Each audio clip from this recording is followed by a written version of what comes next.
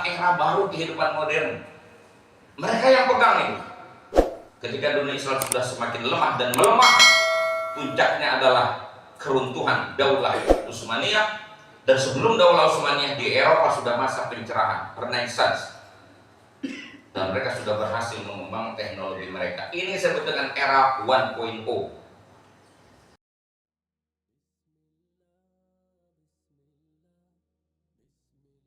Warahmatullahi wabarakatuh. Alhamdulillah, nahmaduhu wa nusalli wa nusallimu ala rasulihil karim, hamidan wa musalliyan wa musalliman. Hadratil mukarramin wal muhtaramin, para kiai, para satib, para tokoh masyarakat, bil khusus sahibul wasilah fillah Kiai Haji Ustaz Husain, Kiai Haji Subhan Hashim, pengurus forum silaturahmi, komunikasi dan silaturahmi Masjid Musholla Komplek Pertamina, dipimpin oleh Kiai Haji Adat Sudrajat, PKM Sholat An-Nur Bapak Haji Supriyatno, Alhamdulillah Dr. Bukhari, dan seluruh pengurus Masjid Musholla yang tergabung dalam forum, serta seluruh jamaah hadirin hadirat yang mudah-mudahan kita semua senantiasa dirahmati dan diberkahi Allah Subhanahu wa Ta'ala. Bapak Ibu saudara sekalian, bersyukur kepada Allah Subhanahu wa Ta'ala jika dipertemukan dalam forum yang baik ini, dalam perkumpulan orang-orang ahli ibadah, insya Allah. Karena yang kumpul adalah orang-orang yang memang aktif di masjid dan di musholla. Dan jangan dikira kumpul yang sederhana semacam ini kecil, manfaatnya besar sekali. Efeknya juga luar biasa. Kalau ibarat HP itu, ini saat kita ngecas, kudu dicas terus Pak. Kalau enggak lobet, iman udah lobet, itu urusannya. Karena daya tarik kehidupan dan pola kehidupan yang selalu berubah dan bergerak, dan daya tarik dunia yang seringkali menggoda, menyesatkan kita, membuat kita lalai. Dan pada prinsipnya tidak ada yang paling penting dalam kehidupan di dunia ini bagi kita semua dalam perspektif keimanan. Itu cuma dua sebenarnya. Satu, aspek ibadah kita kepada Allah. Yang kedua, aspek relasi kita dengan manusia. Hablum minallah dan hablum minan nas. Yang sekarang ini, dua poin ini menjadi persoalan dalam hidup. Bagi orang yang mengamati perkembangan dan perubahan masa dari waktu-waktu, dari masa ke masa, ini terjadi pergeseran nilai. Iman kita itu, kalau bahasa orang kampung saya, ayeng-ayengan. Apa ayeng-ayengan, Pak? Turun Ya naik. begitu, naik turun. Kadang lagi bener, romannya kayak bener banget. Ini kalau ngaji begini, ini kayak orang bener semua gitu. Dan di luar pengajian, pola pikirnya udah beda lagi. Kalau di sini pola pikirnya itu masih terbangun, targetnya jelas tuh sorga, gitu kan? Gitu. Kalau di luar udah nggak ngomongin sorga lagi, lain.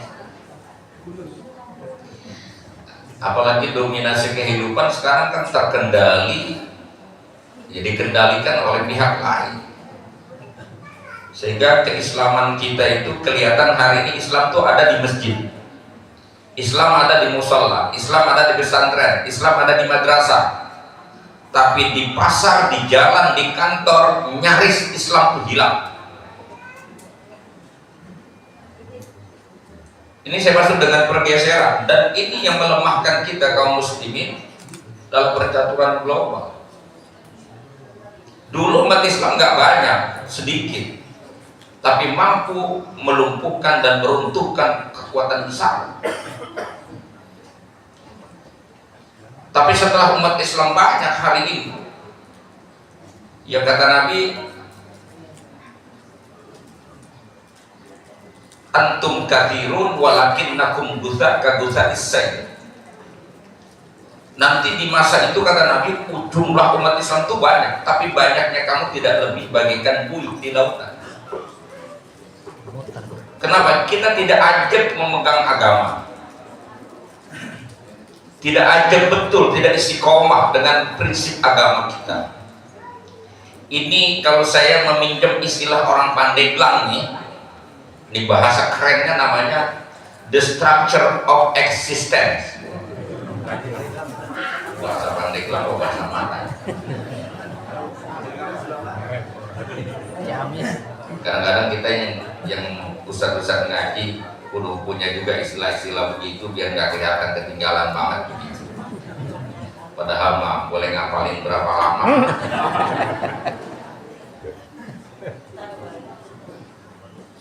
Itu pergeserannya ketika Rasulullah dan para nabi dulu, intinya kita ke Rasulullah saja lah, itu membawa prinsip kehidupan dan pola kehidupan yang terstruktur rapi, di mana yang namanya Tuhan, agama mengajarkan kita bertuhan, dan segala sesuatu yang terkait dengan agama itu urusannya kita dengan Tuhan, dan target kita adalah wusul ilallah, sampai kepada Tuhan.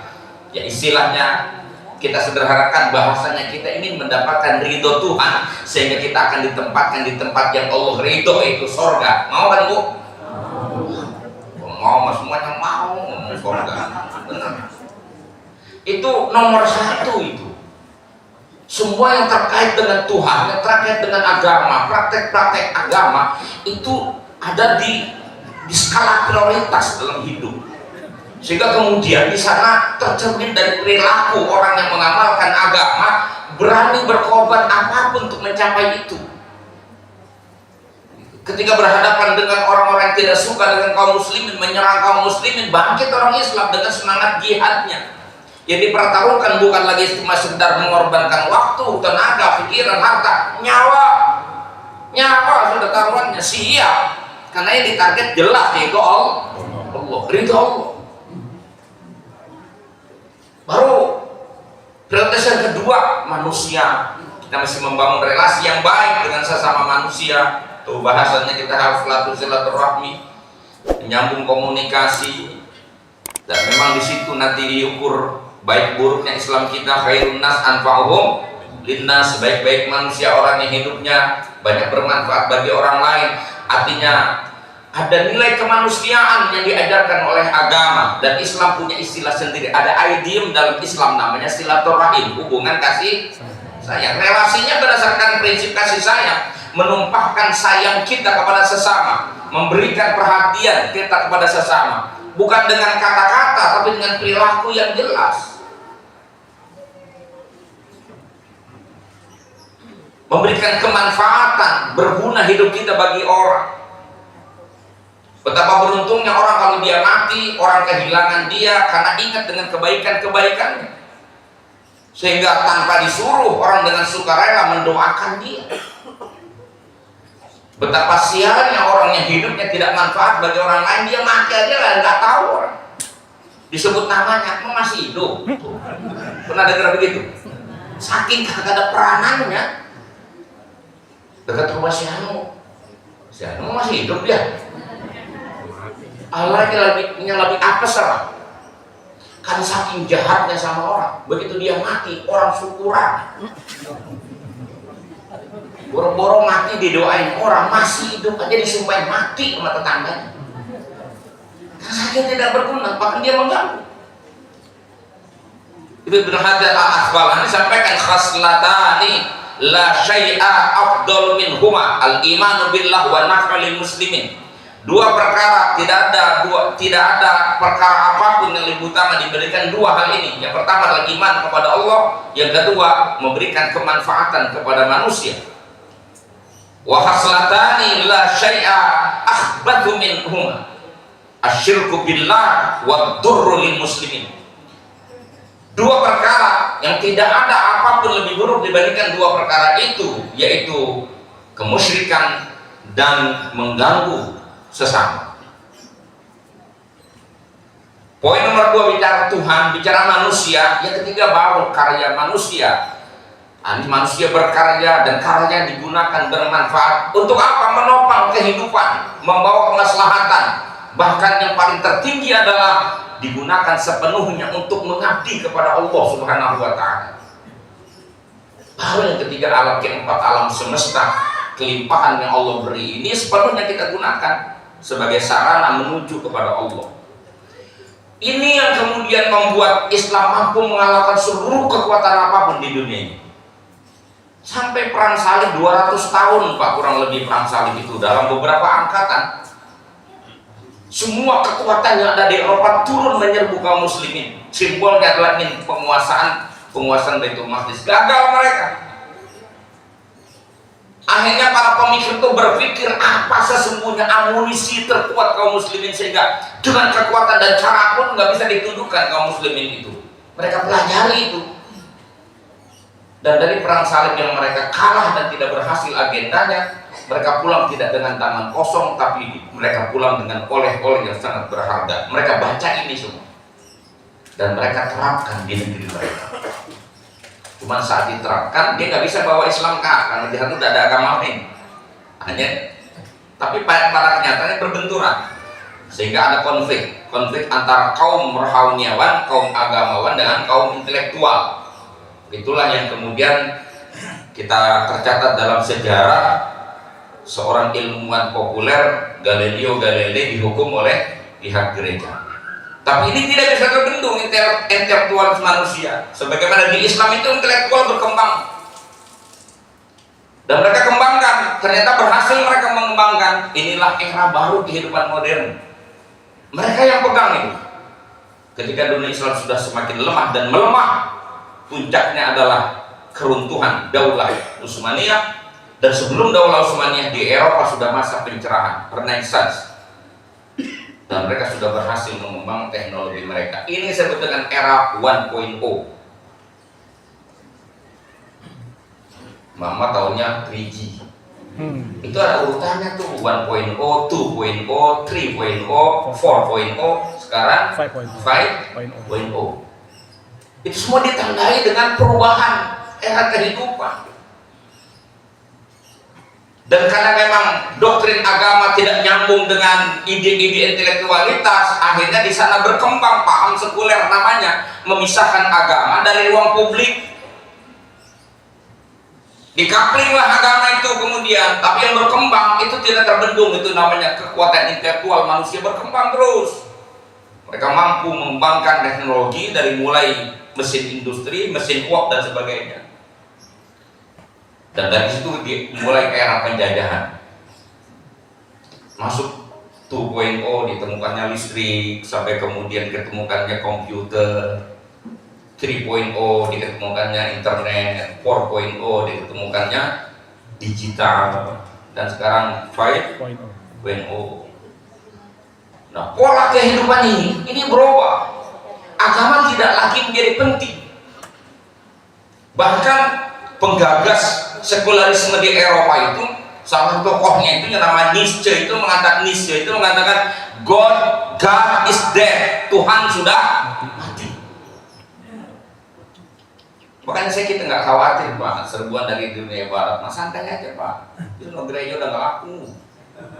Tuhan dianggap udah wilayah privat, nggak penting. Umat Islam dapat beli, gereja dibeli, mau Islam di Jerman di mana dibeli, kalau Muslim ini Inggris, Prancis, oh tenang. Jadi beli orang kan yang masuk. Ini kan alhamdulillah kita musola aja penuh segini. Mana aki-aki mulu. Aki-akinya mati siapa yang ngisi nih?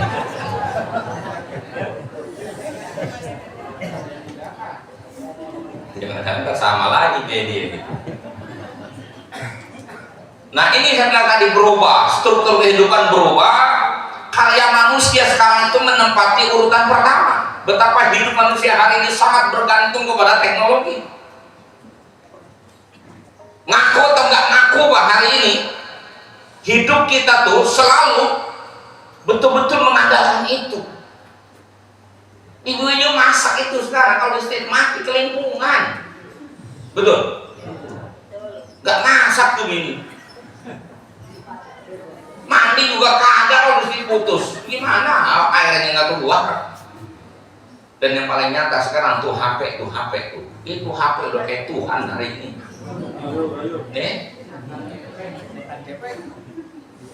Orang lebih repot kehilangan ketinggalan HP daripada ketinggalan bini. Hai coba. Bini ketinggalan lagi kondangan, kita terus pulang. Coba HP mah balik. Pokoknya sekarang nggak pegang HP, mati gaya kita. Mati gaya, orang pada main HP semua, kita melotot sendiri ya. Gak ada teman. Betul. Ini juga mempengaruhi pola silaturahmi, itu terpengaruhi juga. Sekarang orang dekat, tapi ini ngobrol sama orang di mana, ini ngobrol di mana, kagak nyambung, cengar-cengir doang. Betul. Kongkoh berlima, emang semuanya terlibat tuh 5 orang, kagak pak. Dekat fisiknya, jauh hati dan pikirannya hari ini terhalang oleh teknologi itu. Tuhan di mana? Kalau konsep Barat sudah hilang, ya nggak penting. Di Islam kita masih penting. Cuman itu tadi ada unsur-unsur penduaan agama kadang tidak ditaruh di poin awal, di poin utama, tidak jadi tujuan hidup kita ini. Tapi kesenangan dunialah. Segala sesuatu kita gunakan hanya untuk meraih ambisi-ambisi duniawi kita. Itu yang bergeser nilainya. Maka ini harus menjadi perhatian serius bagi kita. Menapaki makna iman yang disebut iman istiqomah itu yang model mana? Jangan kita menghadirkan Tuhan hanya pada masa-masa tertentu. Kita kan hari ini Tuhan hadir kalau kita lagi kepepet. Tuhan ada waktu kita punya hajat. Tuhan ada saat kita lagi bangkrut. Coba lagi jaya, jarang orangnya pak. Tuh udah bangkrut, udah susah baru teriak ya Allah. Tolong ya Allah hambamu ini. Dan susah aku hambamu. Dan senang aja, denger aja sendiri. Gak mau tunduk aja, nggak mau sama Allah dia. Demi apa kan? Targetnya dunia saja. Otaknya hanya mikirin dunia. Dari hari ke hari itu otak disibukkan hanya urusan, hatinya penuh dengan urusan dunia. Maka tauhid yang benar itu apa? Keluarkan seluruh apapun di dalam hati kita. Keluarkan semua kebesaran-kebesaran makhluk, termasuk kita anggap duit itu penting, jabatan itu penting. Keluarkan dari hati kita, masukkan satu-satunya yang paling bernilai. Apa? Iman kepada Allah. Baru kalau begitu nggak bisa digoyahkan. Kalau udah kayak begitu ntar mati itu insya Allah didampingi malaikat itu.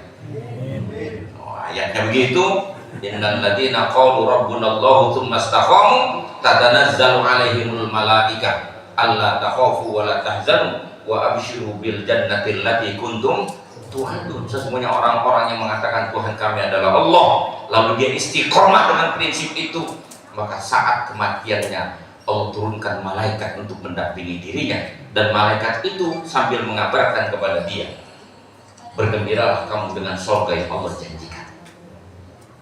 Begitu. Dan itu saat-saat genting nanti. Ini belum genting-genting amat pak, ntar saat Israel nyampe itu genting, karena setan akan celahkan seluruh pasukannya. Ini yang begini mah setannya setan perumputan doang kirim. Dan kadang-kadang model kayak bapak ibu dulu nggak digodain lagi sama setan. Nomor udah rajin ngaji nggak digodain sama setan. Setan tahu bakal gagal, orang pada demen ngaji, ini nggak digodain, nggak dilarang. Ayo udah berangkat. Cuma ntar di tengah jalan atau di tempat pengajian atau pulang, setan bilangin emang lu doang yang paling bener, emang lu doang yang paling soleh. Lihat tuh orang kampung aja jarang yang rajin ngaji kayak lu doang paling bagus. Muncul-munculnya dia rusak lagi imannya. Nanti saat mati lebih serem. Semua setan tuh ngumpul dan dia hadir dalam wujud orang-orang yang kita kenal dan orang-orang yang kita cintai, orang-orang yang kita hormati. Bukan setan yang matanya melotot, giginya bertaring, bukan. Nanti dia hadir dalam wujud bapak ibu kita, hadir sebagai guru kita, orang yang kita cintai, orang yang kita percayai. Wujudnya hadir depan kita dan membisikkan kata-kata untuk kita segera mengingkari Tuhan, murtad dari Islam. Jangan kau ikuti, itu jalan yang salah. Bapakmu udah ngalami, nih aku gurumu sudah ngalami. Tinggalkan Islammu, tinggalkan keyakinanmu. Itu setan membisikkan di saat kita tidak berdaya saat itu. Itu saat kritis, dan saat itu orang-orang yang punya iman yang istiqomah, Allah turunkan malaikat untuk mendampingi kita. Aman gak kira-kira? Ya, kalau sekarang Tuhannya hilang-hilangan bagaimana? Itu urutan pertama, itu nggak boleh kita kalah.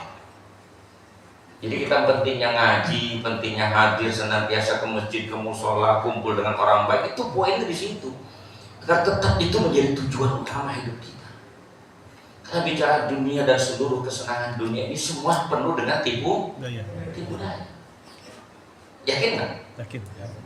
Tapi ketipu nggak kita? Udah dibilangin dunia itu tipu daya, tapi demen banget ketipu.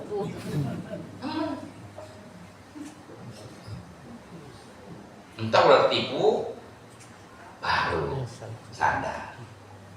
Itu pun ya kadang-kadang begitu. Allah udah cegat nih semua ini, Pak. Pola pikir kita udah dicegat sama Allah. Orang tuh ketika dia mati, ya, hatta idza ja'akumul maut, qala rabbi irji'un.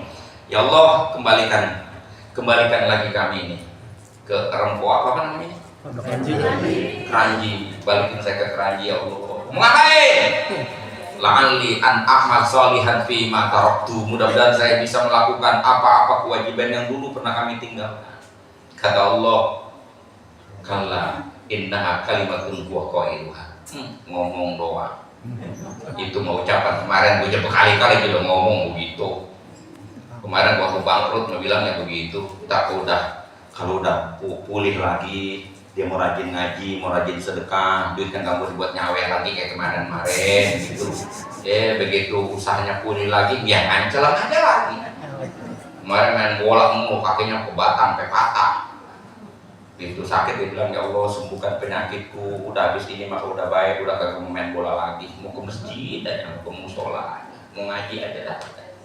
Gitu baik, begitu aja. Kemarin ngaji malas, mancing marajin, nongkrong dulu di Empang, ke laut, mingguin ke laut, itu benar ke Empang, selalu nggak sempat diajak ngaji. Begitu dapat musibah, bilang, udah berhenti dah. Mau main di musola aja, mau ngaji aja, boro-boro. Itu sebabnya karena kita belum sampai level yakin dengan iman kita. Iman kita lebih bersifat doktrinal, warisan, bukan kesadaran. Makanya kita diwajibkan terus menggali ilmu pengetahuan untuk sampai pada wilayah yakin dalam beragama bahwa itulah kebenaran yang harus saya jalani. Sehingga kita tidak tertipu oleh kamuflase dunia ini. Dan kita alhamdulillah memang belum sampai pada level mereka, level orang-orang sekuler itu tidak. Cuma mirip-mirip. Miripnya bina kadang-kadang saya bilang tadi itu Tuhan hilang gitu. Saya ini pengalaman namanya ngajar ngaji, ceramah-ceramah. Ya pasaran saya kan banyak kan di kampung-kampung yang jamaahnya. Jarang banget orang kaya mau ngaji, jarang. Jangan pengajian kalau ada tabligh akbar ribuan orang, saya pastikan 90% orang susah itu.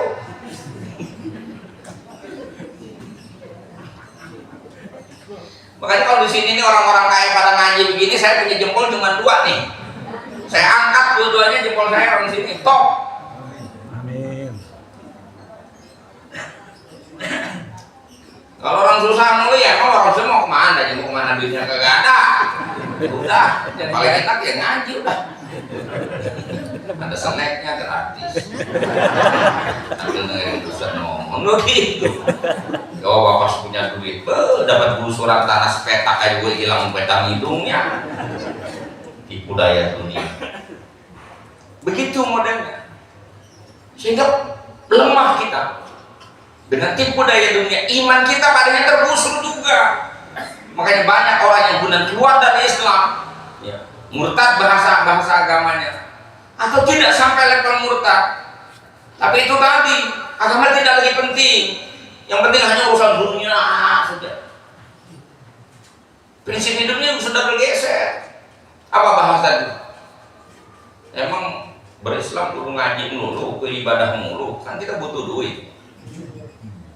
Ibadah juga butuh duit. Mau sholat kan pakai duit, bikin masjid pakai duit. Maka kita butuh nyari duit. Iya benar, nggak ada yang mengingkari. Kalau ente cari uang, cari dunia untuk ibadah, itu benar. Tapi apa nyatanya kayak begitu? Kan belum tentu juga. Wong nyatanya aja gara-gara nyari duit itu kagak sembahyang sih. Ada nggak? Kalau ente nyari duit, nyari nafkah, niatnya dari rumah untuk ibadah dan menjalankan kewajiban yang Allah bebankan sebagai seorang suami menafkahi anak dan istri, kan ibadah itu niatnya. Kita niat ibadah, betul kalau niatnya buat ibadah. Berangkatmu dari rumah sampai kau pulang, tetesan keringatmu sederajat dengan darah yang dialirkan di jalan Allah. Lelahmu pulang sampai di rumah menggugurkan segala dosa-dosamu. Dan perjuangan bersama dengan orang berjuang di jalan Allah. Kalau itu niatnya. Tapi nyatanya kalau udah urusan dunia, romannya agama nggak penting banget. Betul. Jangan bicara halal haram Pak. Halal haram semua orang tahu. Jangan tanya itu namanya bohong itu, nipu. Jangan tanya ustaz. Tanya tukang tipunya. Halal apa haram? Tahu. Jangan tanya yang namanya melacur itu hukumnya haram apa enggak. Jangan tanya ustazah, jangan. Tanya jablainya. Tahu. Tapi tipu daya dunia dan godaan setan yang zayyana lahum syaitan wa a'malahum itu telah membuat kita seolah-olah kita melakukan kebenaran, padahal itu sebuah kesalahan. Dan tauhidnya juga bergeser tadi yang saya bilang. Itu saya mau terangkan di sini. Ini karena tauhid kita bergeser. Nih saya jadi orang kaya. Kenapa saya kaya? Karena saya rajin kerja. Kenapa saya banyak uang? Karena saya pintar, sekolah saya tinggi. Kenapa saya banyak uang? Karena hidup saya luas. Karena saya dulu waktu kerja nggak kenal waktu, ngeluh, ngaji mulu, bayang mulu, jadi susah lu. Kan ngaco. Emang dia pikir itu kalau dalam bahasa iman nggak ada bu, orang kaya karena pintar, orang kaya karena rajin, orang kaya karena kerja, nggak ada jaminan. Siapa yang jamin? Kunci sukses adalah rajin kerja. Emang kita pikir orangnya gagal kagak rajin. Saya sukses kaya karena saya rajin usaha. Emang kita pikir orang miskin kagak rajin loh. Rajin-rajin banget, saking rajinnya sampai nggak sempat sembahyang. Rajin, masih rajin mah. Emang uratnya bengkok. Pinter, kalau saya pintar, sekolah saya tinggi, maka saya jadi pejabat, jadi orang kaya. Nggak kudu-kudu, nggak semua orang pintar kaya. Tangga saya sarjana, ngontrak, kerjanya serabutan. Lebih apes lagi kontraknya di rumah orang yang kagak sekolah. Ini mau bantah apa coba? Makanya orang Arab bilang laukanatil arzaqu tajri alal hijab halakna idan min jahlihin al bahaim. Kalau rezeki itu berdasarkan akal, maka binatang akan binasa karena binatang nggak punya akal. Nyatanya kambing, kebo, ayam pada gemuk-gemuk, nggak pada sekolah.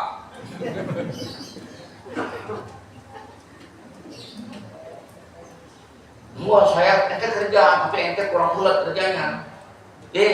Kalau ulet itu menjamin ente bakal berhasil, Madura akan jadi paling kaya. Kenapa? Nyari duitnya 25 jam sehari. Baru nggak duduk. Apa dong? Nah, kan kalau Alfamidi kan 24 jam. Dan orang Madura aku udah ngalahin Alfamidi. 25 jam. Nggak bodoh-bodoh. Iman kita mengatakan berdasarkan ayat Quran itu inna rabbaka yabsutur rizqa liman yasha'u wa yaqdir. Sesungguhnya Tuhanmu Allah itu dialah yang meluaskan rizki bagi orang yang ia kehendaki, dan dia yang menyempitkan rizki bagi orang yang ia kehendaki. Yang dikehendaki Allah punya keutamaan, ya dia dapat. Kembali kepada kehendak Allah pada akhirnya, itu etika kita bertuhan, sehingga Tuhan tuh hadir dalam hidup kita. Ini kalau gagal aja nyalain Tuhan, kalau berhasil lupa sama Tuhan. Nah, ini kan copy paste Korun namanya. Karena Korun kan ngomong begitu, innama utituhu ala ilmin indi. Saya ini memiliki kekayaan yang melimpah ini karena pengetahuanku. Nah, dia bilang begitu. Quran tuh tanya habis, bener kan? Innama utituhu ala ilmin indi. Apa prinsip begitu? Sekarang nggak ada di kalangan kaum muslimin. Banyak orang Islam juga bilang begitu kok. Saya ini karena saya pinter, karena saya rajin, karena saya sungguh-sungguh. Sehingga dengan begitu keyakinan kepada Allah menjadi hilang. Seolah tidak ada Tuhan dalam hidup kita. Kita ditagih zakat, semua orang yang sedekah ngebantah ya, karena merasa bukan punya Tuhan. Ini boleh kerja gua, kan bahaya itu loh amal. Turunannya itu yang berbahaya. Dari prinsip yang salah punya turunan yang salah. Maka kita mesti luruskan dulu akidah kita itu, iman kita itu. Maka jangan pernah bosan hadir di pengajian.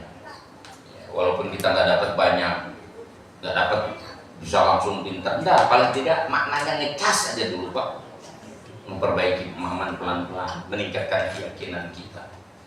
Ya termasuk saya juga. Kalau ngomong begini kan kayak orang bener. Karena kan dalam pertarungan hidup juga berubah juga sama. Udah ngecas lagi, terus begitu. Makanya kalau forumnya simultan terus semua kita jaga sampai endingnya terserah Allah. Kita udah ikhtiar. Ya mudah-mudahan kita mati dalam keadaan husnul. Itu kita menempatkan, ya kata Nabi itu dua perkara penting hidup manusia. Yang pertama adalah iman kepada Allah. Ini mesti kita beresin betul, dan kita tidak boleh menggeser ini. Jadi Allah harus menjadi tujuan kita. Cara pandang kita juga mesti begitu. Tidak ada yang penting di dunia ini kalau tidak dikaitkan dengan Allah. Tidak ada yang berharga kecuali semua dikaitkan dengan Tuhan. Tidak ada. Semua sampah pada akhirnya. Makanan yang kita cari jadi apa semua? Jadi energi. Kalau nggak ada iman, bikin rajin maksiat. Duit banyak, iman nggak ada. Habis dia foya-foya, nggak pukul lagu. Dia minta sumbangan mah, nggak mau ngasih, dibilang Ustaz minta sumbangan mulu. Jangan buat nyawer, buat mabok. Ada hitung-hitungan. Karena ada iman, kalau ada iman enggak begitu. Dia lihat dulu mana yang benar, mana yang salah. Ini semua dari Allah dan harus dikembalikan kepada Allah. Itu yang paling penting. Maka nggak ada yang penting di dunia ini. Ilmu pun menjadi nggak penting kalau tidak digunakan untuk dekat dengan Allah. Man izdada ilman wa lam yazdad hudan lam yazdad min Allah illa bu'da. Orang yang ilmunya bertambah, pengetahuannya bertambah, kealimannya bertambah, tapi dia semakin dekat dengan Tuhan, ya berarti ilmunya membuat dia semakin jauh dari Allah. Nggak ada gunanya. Karena ayatnya itu lita'lamu annallaha ala kulli syai'in qadir. Puncak tertinggi pencapaian ilmu pengetahuan adalah kesadaran manusia akan Tuhan yang Maha Kuasa, sehingga kemudian dia hambakan dirinya sepenuhnya kepada Allah Subhanahu wa Ta'ala.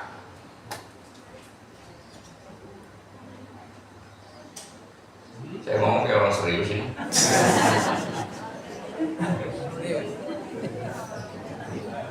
Dan poin yang kedua, kebaikan kita tidak hanya melulu urusan kita dengan Tuhan, karena agama mengajarkan kita relasi dengan manusia, dengan makhluk. Maka Nabi menyebutkan yang kedua itu an-naf'u lil muslimin. Hidup ini harus memberikan dampak positif bagi orang lain. Kenapa saya menerjemahkan dengan orang lain? Tidak, dalam bahasanya teksnya kan muslim. Itu adalah dalam kitab Al-Adabun Nabawi disebutkan tidak melulu hanya muslim saja sebenarnya.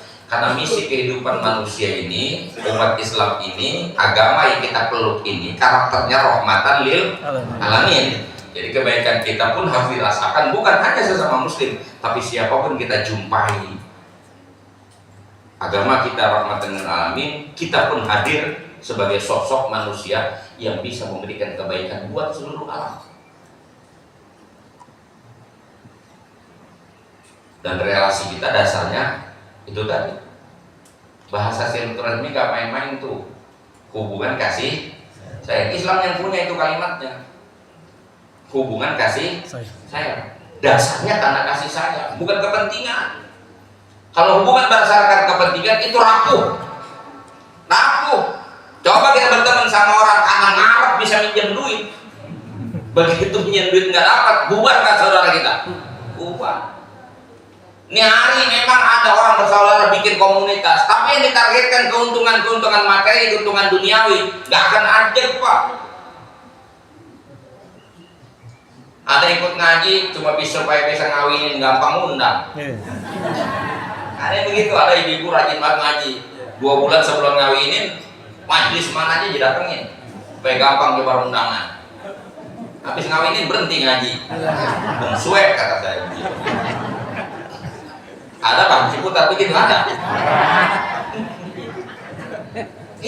Ada aja. Ini namanya agama dikapitalisasi. Hubungan kita dasarnya kasih sayang itu yang Nabi ajarkan. Irhamu man fil ard yarhamkum man fis sama. Sayangi yang ada di bumi, maka yang di langit akan sayang kepada Ar-Rahimun yarhamuhumur rahman. Orang yang punya jiwa pengasih penyayang akan disayangi oleh Allah yang Maha Penyayang. Maka kalau begitu kita membangun hubungan tidak pilih-pilih siapapun dia, apapun pangkat kedudukannya, apapun status sosial, kita akrabi. Ini milih-milih, kawan yang kaya aja, orang susah beli. Kalau mau kaya akrab, kalau orang susah gak kenal.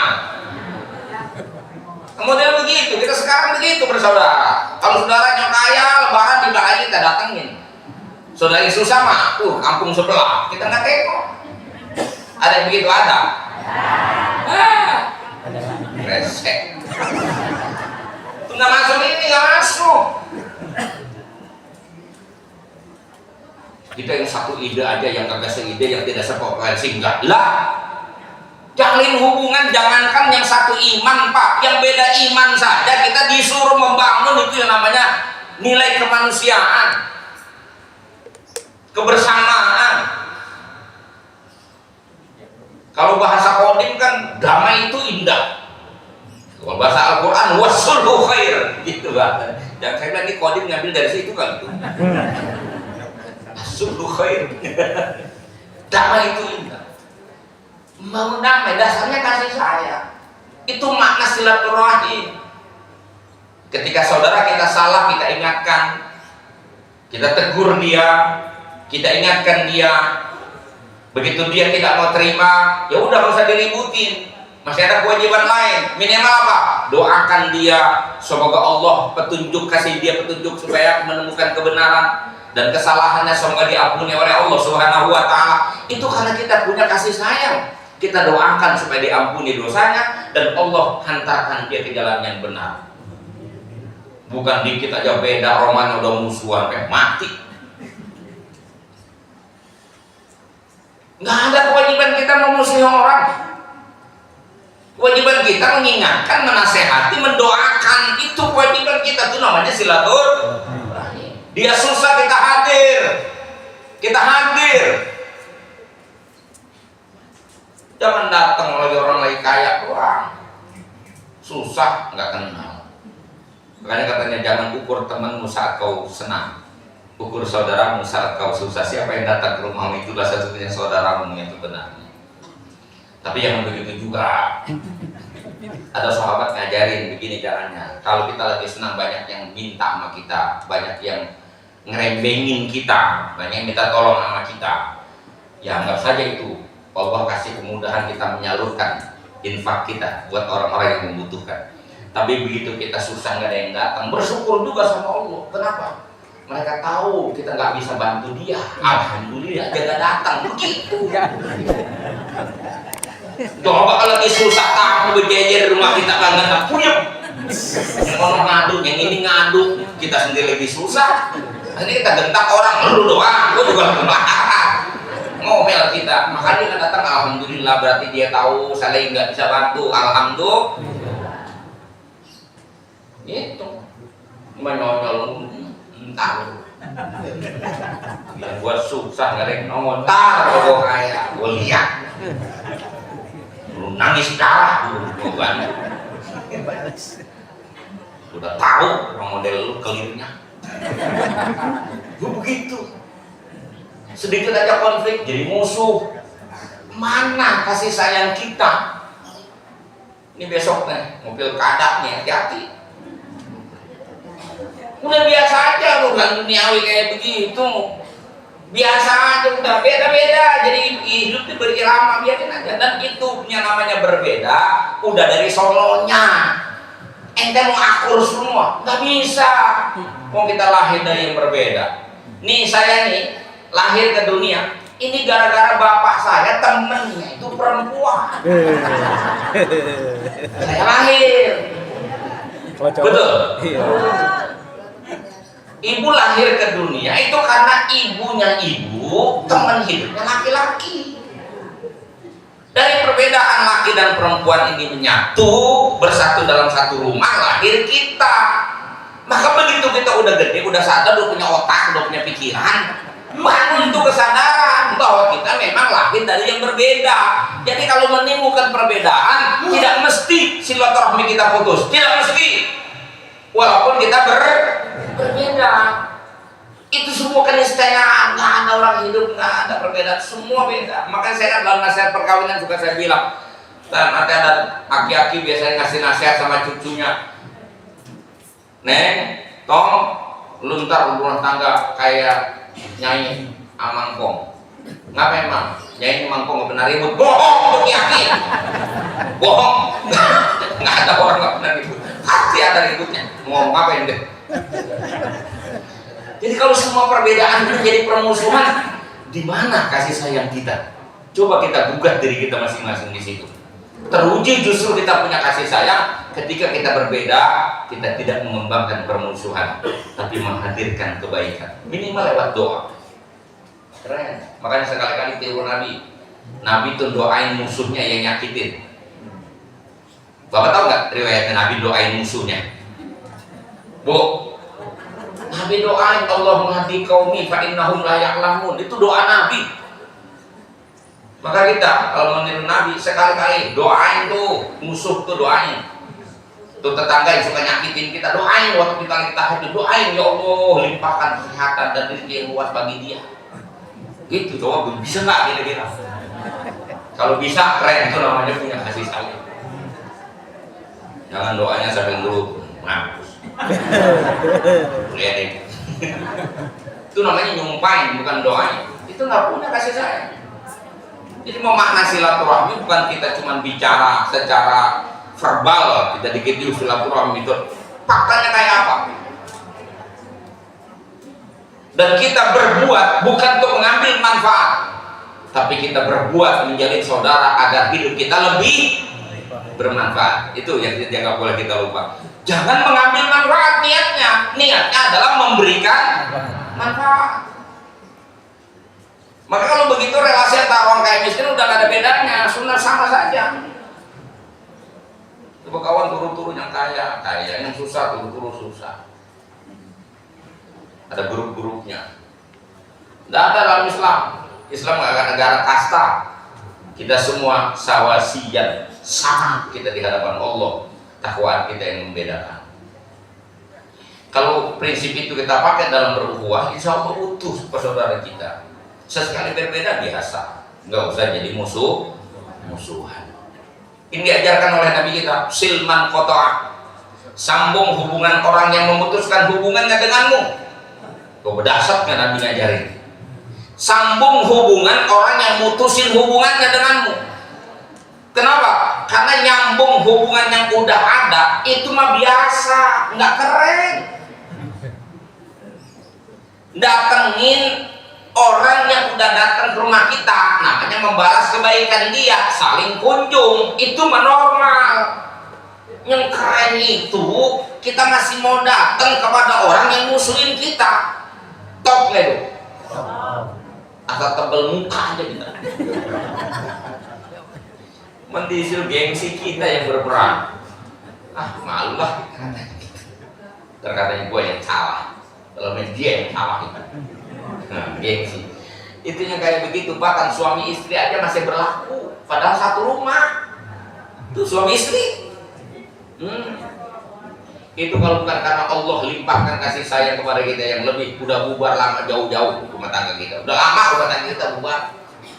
Karena kalau menurutin ambok masing-masing, itu laki bini aja kalau ribut emang gampang tuh nanya. Udah pengalaman masing-masing. Enggak. Suami padahal pengen banget bu, asal lagi marahan, udah nggak ngomong sama ibu. Saya kasih tahu bu ya, ini saya laki-laki jeritan suami. Cuman satu yang diharapkan perilaku istrinya, segera manjakan suamimu, tegur dia, sapa dia, layani dia, lumer artinya lumer, lulu. Ini biar gak kayak begini nih. Kalau main begitu mak lumer.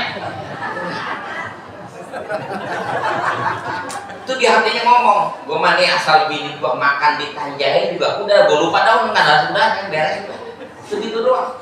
Cuman kan bininya mangkreng juga. Kata bininya enak aja, udah gue masakin, bodo amat gue makan kayak kagak kayak gue taruh di meja.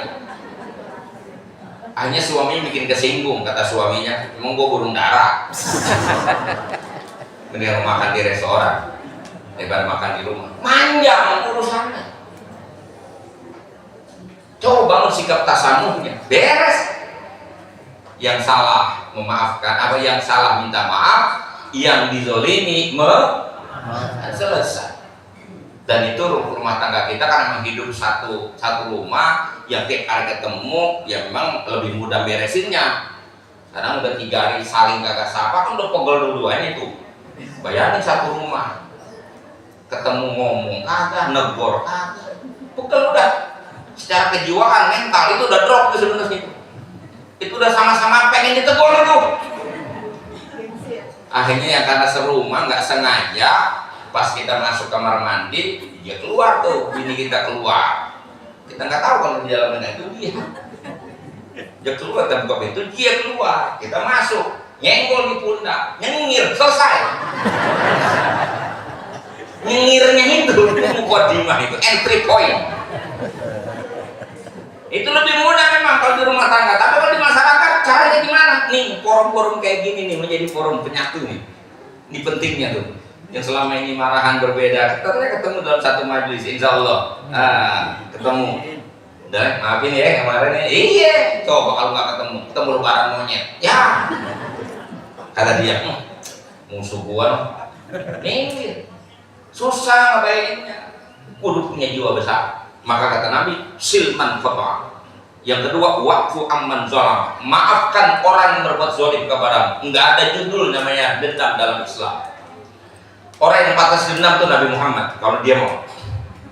Orang yang pantas dendam itu Bilal bin Rabah yang disiksa habis-habisan. Cuman mati doang yang belum Bilal disiksa. Tapi tahukah Bilal nggak punya dendam sama sekali.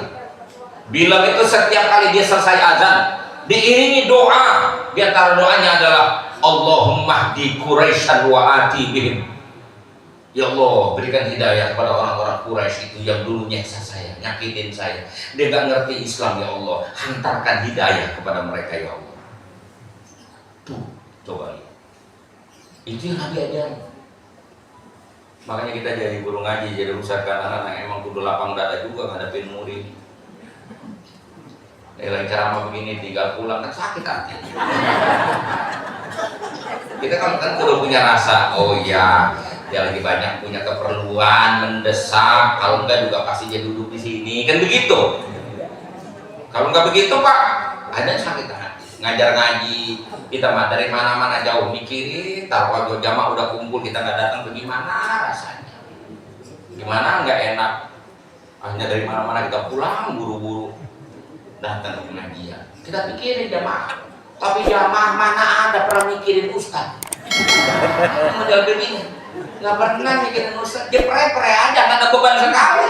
Kali mikirin gimana ya ntar ustaz kalau kita datang nggak ada jamaahnya. Pernah mikir begitu? Kagak.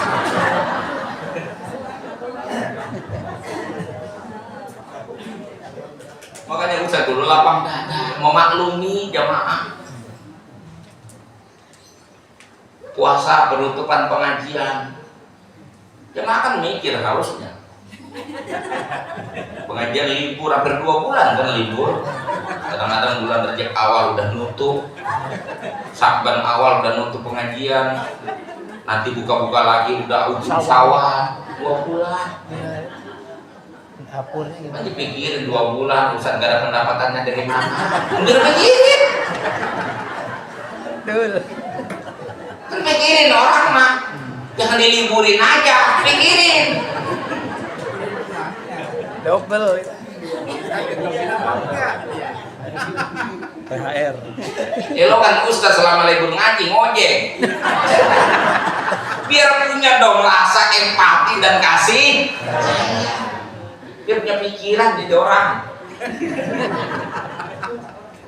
Ya tapi yang begitu kita maklumi. Waqfu aman. Ya Allah. Kalau di kampung masih mending guys. Kalau di kampung masa penutupan pengajian memang lumayan bobolan kita. Tapi kalau kita ngajak di kota-kotaan gitu, nggak punya pikiran sama sekali. Pulang-pulang aja. Nggak pikirin kita libur 2 bulan kan nyari makan dari mana. Ini apa urusannya dengan silaturahmi sama beginian? Pak, ada urusannya. Bukan duitnya Pak, kepeduliannya. Loh, yang penting kan pedulinya itu loh Pak. Betul?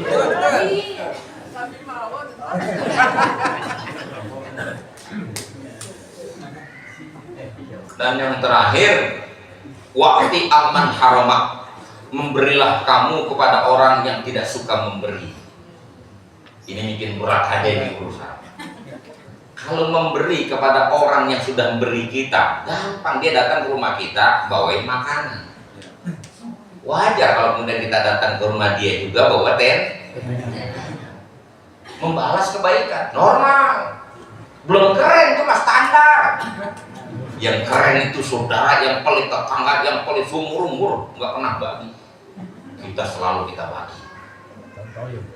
Iya. Al-insan abdul ihsan, al-insan abidul ihsan. Manusia itu tunduk dengan kebaikan. Lama-lama menjadi baik. Itu cara Nabi ngajarin kita merawat cinta kasih. Bukan immaatan, bukan menjadi orang yang reaktif. In ahsanu, in ahsantum ahsantum. Kalau kamu baik, aku baik. Wa in asaktum asaktu. Lu brengsek, gua bisa lebih brengsek dari lu. Tak begitu kata Nabi, la takun immaatan. Wala taqulu in ahsantum ahsantum wa in asaktum asaktu.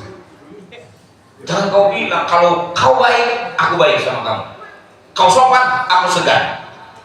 Itu bahasa Islam. Kalau kamu brengsek, aku bisa lebih brengsek dari kamu. Bukan begitu. Tapi katakan walakin qulu in ahsantum ahsantu wa in asaktum ahsantu. Katakanlah jika kau baik, aku akan berusaha lebih baik, dan apabila kau melakukan keburukan kepadaku, aku akan terus berusaha melakukan kebaikan kepadamu. Menyala Pak kalau begitu saudara kita. Keren ya? Keren. Cuma lagi-lagi itu adanya di pengajian. Nah, baru akan menjadi istiqomah kalau itu kita praktekkan. Menjadi amaliyah, menjadi kebiasaan, menjadi perilaku yang itu buah dari makna kita beragama. Baik di dunia kita akan baik di akhirat. Mulia di dunia kita mulia di akhirat. Selamat di dunia kita selamat di akhirat. Bahagia dunia, bahagia di akhirat. Jelas? Paham? Nah, jelas paham. Terima kasih. Assalamualaikum warahmatullahi wabarakatuh.